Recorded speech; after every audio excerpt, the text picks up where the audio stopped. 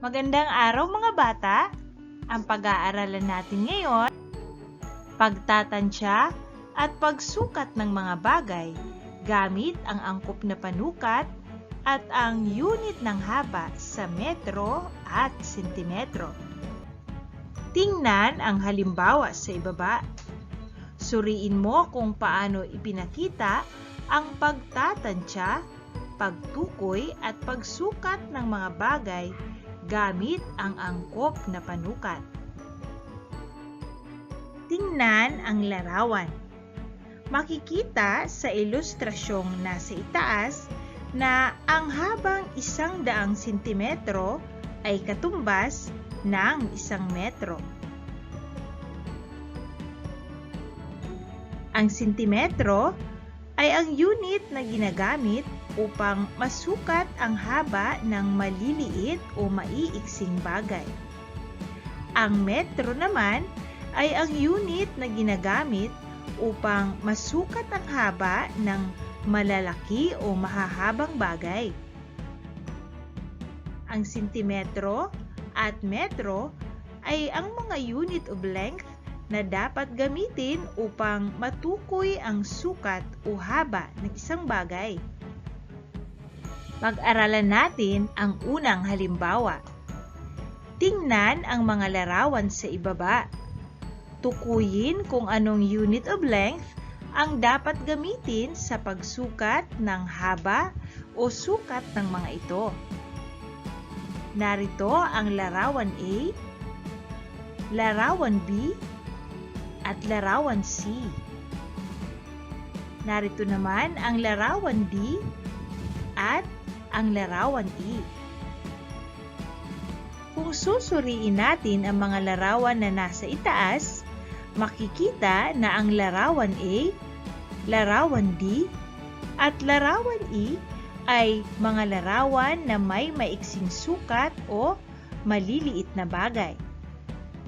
Ang angkop na unit of length na panukat sa mga larawang nabanggit ay ang sentimetro. Samantala, ang larawan B at larawan C ay mga larawan ng matataas na bagay. Kung kaya, ang angkop na unit of length na panukat sa mga ito ay ang metro. Narito naman ang ikalawang halimbawa. Tingnan ang larawan sa ibaba. Gamit ang sentimetro at metro, sukatin ang tansyang sukat nito. Narito ang lapis. Gamit ang ruler, maaari mong masukat ang haba o kapal ng maliliit o maiiksing bagay. Ang lapis ay tinatayang may habang 19 na sentimetro. Ngayon naman ay gawin natin ang gawain sa pagkatuto bilang isa. Tingnan ang mga larawan sa ibaba.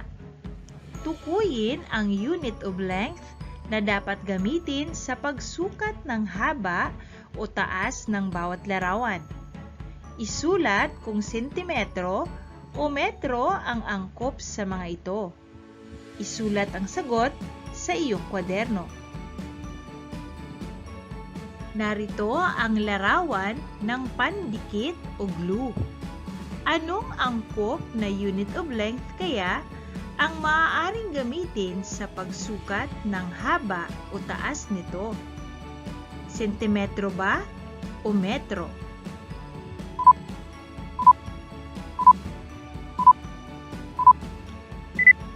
At ang tamang sagot, sentimetro. Sa kasunod na larawan, ito ay isang sapatos. Anong angkop na unit of length kaya ang maaaring gamitin sa pagsukat ng haba o taas nito?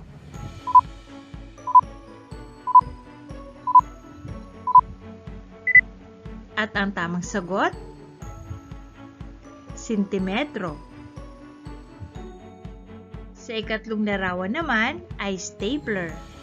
Anong angkop na unit of length kaya ang maaaring gamitin sa pagsukat ng haba o taas nito? Sentimetro ba o metro?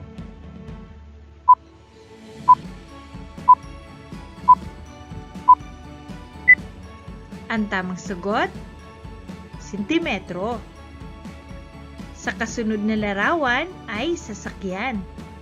Anong angkop na unit of length ang maaaring gamitin sa pagsukat ng haba o taas nito?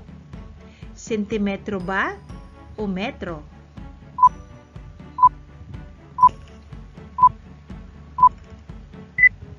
At ang tamang sagot, ito ay metro. Sa panglimang larawan ay lamesa. Anong angkop na unit of length ang maaaring gamitin sa pagsukat ng haba o taas nito? Sentimetro o metro?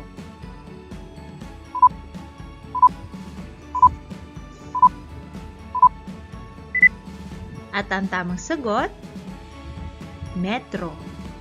Sa pang-anim na larawan ay baso. Anong angkop na unit of length ang maaaring gamitin sa pagsukat ng haba o taas nito? Sentimetro ba o metro?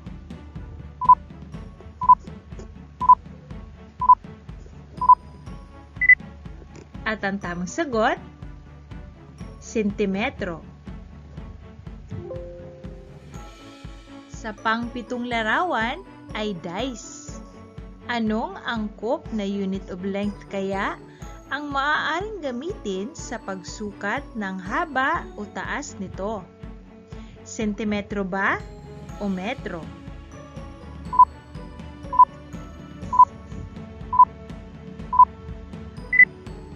At ang tamang sagot, sentimetro. Sa ikawalong larawan ay gusali. Anong angkop na unit of length ang maaaring gamitin sa pagsukat ng haba o taas nito?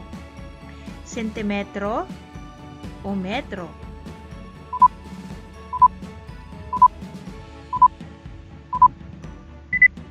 At ang tamang sagot, metro.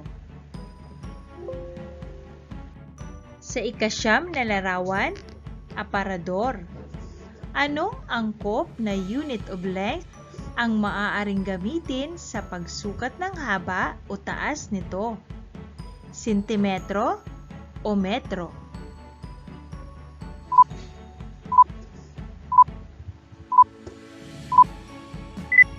At ang tamang sagot, metro. At sa panghuling larawan, gitara. Anong angkop na unit of length ang maaaring gamitin sa pagsukat ng haba o taas nito? Sentimetro ba o metro?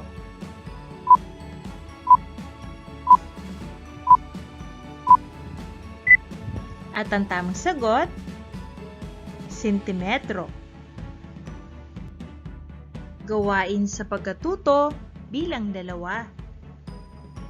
Tansyahin ang sukat ng bawat pahayag sa ibaba. Isulat ang angkop na unit of length na dapat gamitin sa pagkuha ng sukat ng mga ito. Isulat ang sagot sa iyong kwaderno. Sa unang bilang, anong angkop na unit of length ang dapat gamitin sa pagsukat ng iyong baywang? A. 29 na sentimetro. B. 29 na metro.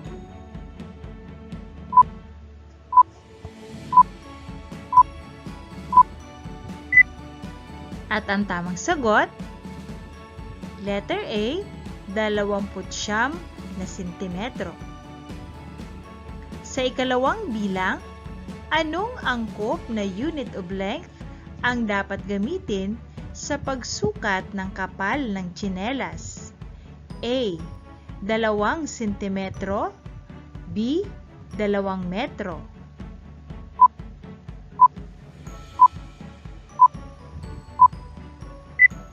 At ang tamang sagot, Letter A, 2 sentimetro. Sa ikatlong bilang naman, anong angkop na unit of length ang dapat gamitin sa pagsukat ng haba ng sinturon? A, 50 sentimetro. B, 50 metro.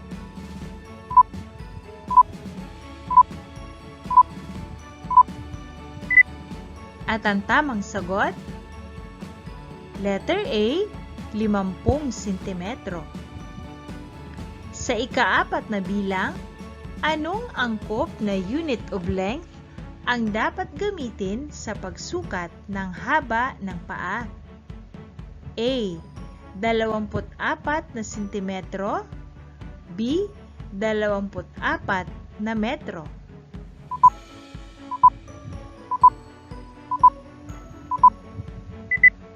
At ang tamang sagot, letter A, 24 na sentimetro. Sa ika-5 bilang, anong angkop na unit of length ang dapat gamitin sa pagsukat ng haba ng pasilyo ng paaralan? A, 30 sentimetro. B, 30 metro.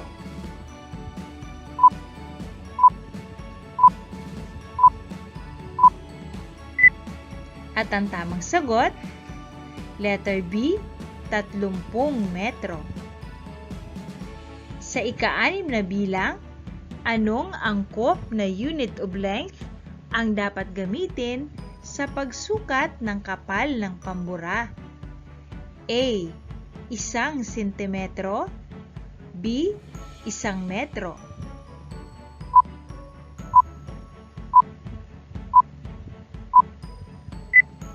At ang tamang sagot, letter A, 1 sentimetro.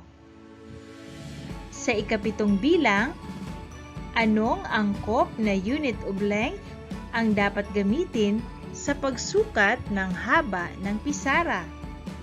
A, 4 na sentimetro. B, 4 na metro.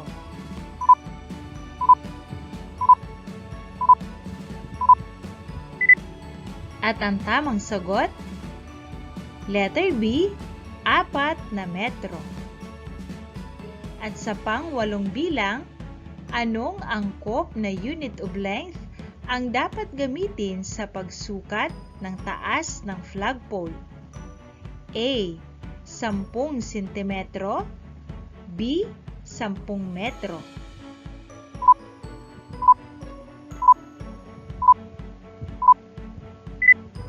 At ang tamang sagot, letter B, 10 metro.